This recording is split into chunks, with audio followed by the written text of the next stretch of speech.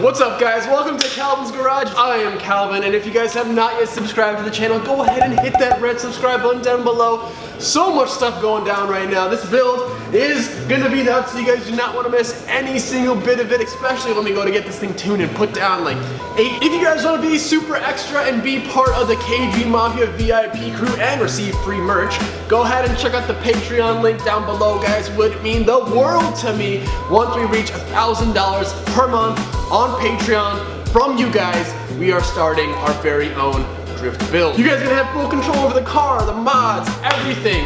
And we're gonna take that thing to almost every single event on the East Coast. At least, you know, ones that I can drive to. We don't have a truck yet. But enough talking, guys. Let's hop into today's video. We have a lot on the table, so let's just get to work.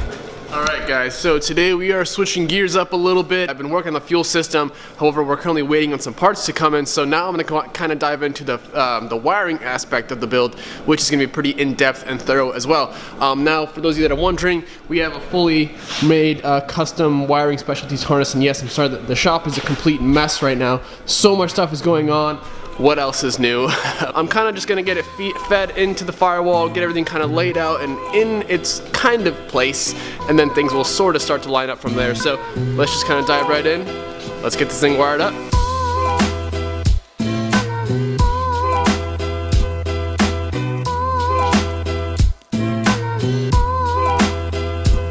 Here, just kind of show you guys up close what this stuff is all like kind of labeled as and kind of how it comes. So basically it's kind of impossible to mess up. So basically you can see fuel PSI, so this is for a fuel pressure gauge. This one right here shows we have an oil, same thing, oil PSI, oil pressure. And you know, down here you got starter. This one says starter right on it. We can actually, it says starter right there. This one says starter signal. So it's pretty cool. It's kind of hard to mess up, guys. This one, what does it say? Speed, sensor. So this is gonna go back to the transmission. This one's probably reverse. A reverse. You know, wiring, it's kind of tedious, it's kind of sketchy, but as long as you kind of take it step by step, guys, we'll get her done, and should hopefully have it kind of looking somewhat more organized here shortly. Mister.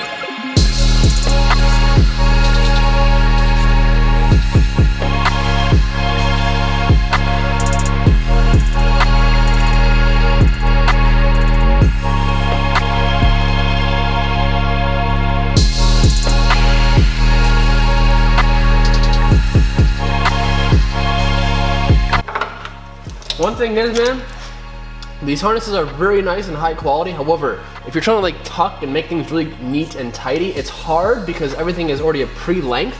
So you're kind of stuck with it how it is unless you go ahead and start modifying and chopping it, but you don't want to ruin all this pretty nice loom. So it's like, oh boy, you know, we got to do as best as we can, but I mean, it definitely does not really allow for the cleanest of jobs, which does kind of bug me a little bit. This will probably go somewhere along the lines of like that. Injectors will fly in from the bottom. But yeah, as you can see, this, not really too sure what we're gonna do with this because this is like the cold start valve, which we're not running, so we might just kind of let her chill, just tuck her in and wrap her up. But these are our injectors. Yeah, I mean, we're making progress. Couple little issues here and there. So the alternator that we have, it doesn't want to fit. The RB25, when I tried, I yanked off the RB25 motor. That actually fit up, so kind of strange. In here we have, this is the oil filter sandwich plate. You can get one of these from, this one specifically is from Phase 2 Motor Trend.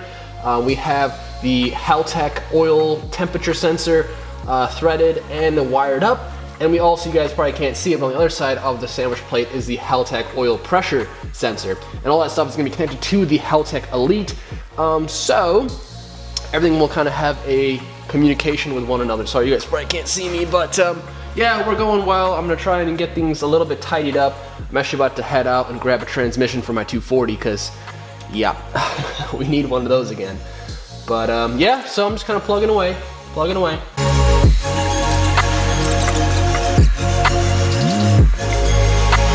All right, a little bit cleaner. What do you guys think? So, I mean, it's about as good as it's honestly gonna get. This is gonna connect up back to the main harness, which will be up here, which is, I mean, the main harness is up here. But kind of have that tossed off to the side for now. So, just a quick rundown, guys. Obviously, with the starter, power wire, and the signal wire. Moving up, we have our two knock sensors. Moving down a little bit, we have the OEM oil pressure sensor. Down here is what I was telling you guys about, is the Haltech oil pressure sensor. What allows us to fit these in is the Phase 2 Motor Trend oil filter sandwich plate adapter. We can also run our oil cooler, obviously, as you guys can see. I actually made a whole video about this, so go ahead and check it out. Awesome oil filter setup on a budget. Go check it out. And then down here we have the Haltech oil temperature gauge. And moving along, that's pretty much it. Here's the actual, this is like the cold start valve that we don't have, so I did the same thing on my car as well. It's just kind of chilling under there. So strictly speaking, that kind of takes care of the underside of the intake manifold. Wiring on these cars is fairly simple. However, it's like the extra, I gotta change so many like plugs and just, you know, wire in a bunch of things, and because there's a lot of stuff going on this motor, so it's gonna be a bit of a process, but we're getting there. We're doing it right. It's gonna look awesome. Can't wait to hear this thing run. All right, so we got another quick little shipment of some more parts. We need some more AN line. So I figured now would be a kind of a good time, I guess, because I don't think I showed you guys yet how to do like an AN fitting. Pretty damn simple. It can be a little bit tricky sometimes, but let's just kind of show you how it's done. All right, so as you guys can see, I went ahead and chopped my little hose to length, just obviously kind of mock it off wherever you gotta go, and trim her to size. You're gonna be left with a kind of a frayed edge, and by the way, I used tin snips to cut it. Probably could have used, there's probably a better tool out there, but tin snips work. So be careful though, there's a bunch of like barbed, there's braided hose, like, you know, stainless steel hose, kind of wrapped around the rubber line, so don't prick yourself because they're sharp. So basically what I like to do is take a lighter, because you're gonna have all these frayed edges, kind of melt them.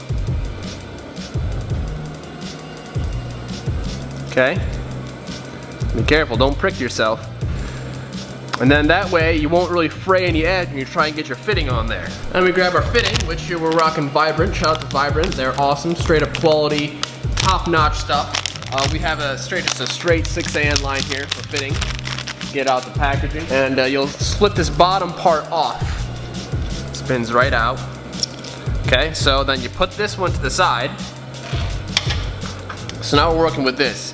Like I said, this is where melting those lines, or those frayed edges, come into play. So it's a super tight fit, so you kind of have to put it all on at once and make sure to kind of stuff it all in there. You don't want one edge kind of poking out. And like almost thread it on, if that makes sense. Just push, spin, like a lot of effort. It's gonna show up on camera, but if you look in through here, you should be able to see the hose butted up right to the top where it can go. So that's when you know you've maxed it out. Then you're gonna go ahead and grab the piece we just took off, and I like to just kind of toss some lube in there, you know, some natural lube, and then just go ahead and start threading it in. They do make like really nice AN wrenches and stuff like that, so you don't ruin like the finish, because as you can see there's a little bit of scratching here and there, nothing major. Put a piece of tape around the bottom, and that way you can see if it slid out a bit, because you don't want this thing sliding out. That's not good.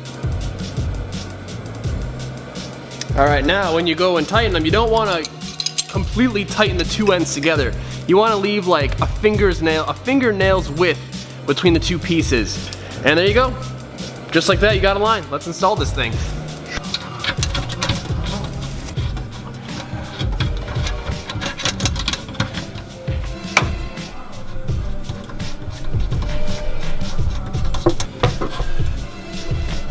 Okay, so this is obviously, we're still waiting on the bracket, but this will sit kind of like that, and then our line goes like that.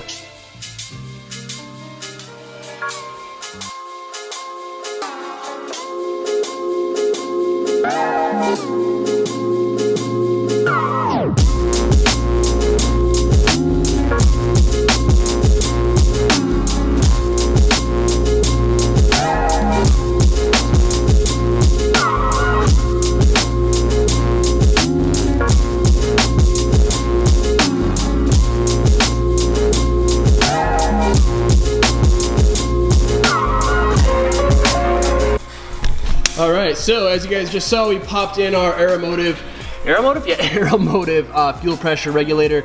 We went ahead and put some awesome riv nuts in there, as you guys saw me kind of doing that thing. So that is in there. It was a little tricky to find a spot because I just kind of put it where mine is in my car.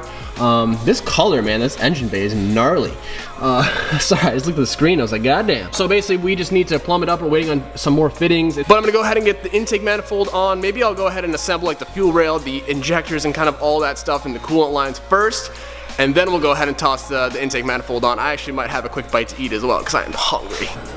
Alright, so here we have our whole kind of setup for the intake manifold. I'm not 100% too sure on what brand this is. Richard, if you want to chime in the comments, my guy, and let me know exactly what guy you got here. But I know this one's like an AccuFab. Wait, is it? AccuFab, it's like a Mustang throttle body, if I'm not mistaken. Maybe I'm wrong, but I know something about this thing is Mustang. I don't know if it's the idle air control valve or what, but we got Mustang here. We have some, what do we got? Some ID 1700s, okay.